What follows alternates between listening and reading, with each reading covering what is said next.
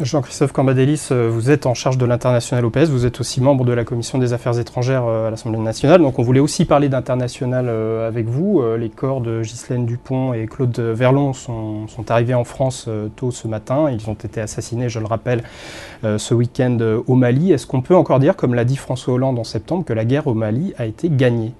La guerre, oui. La stabilité, non. La guerre a été gagnée. Puisque l'ensemble des villes ont été libérées.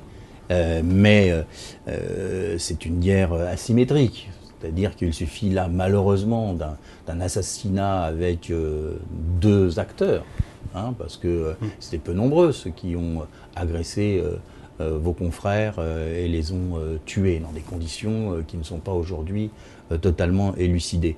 Donc, oui, après, il faut créer les conditions de la stabilité. Alors, c'est dans les 90% du pays et pas dans les 100%.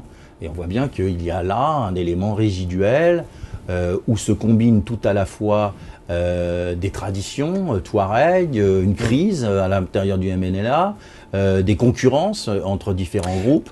Donc, voilà. Alors, mais est-ce que vous ne dites pas aujourd'hui, le problème c'est le relais qui n'a pas été pris correctement et assez fortement par la force internationale, par l'armée malienne? Est-ce que vous ne lancez pas un appel aujourd'hui pour dire, mais remuez-vous pour venir en relais de la France à Kidal et dans le Nord Mali?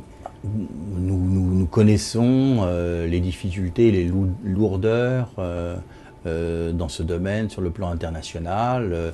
Nous qui sommes intervenus au Conseil de sécurité pour qu'en Centrafrique il y ait des troupes, parce que là-bas les drames sont quotidiens, ce n'est pas des journalistes heureusement qui sont assassinés, mais c'est de la population qui se trouve dans des situations épouvantables. Donc on sait que c'est compliqué d'obtenir le relais sur le terrain. Voilà pourquoi la France a décidé le redéploiement à Kidal pour sécuriser la région.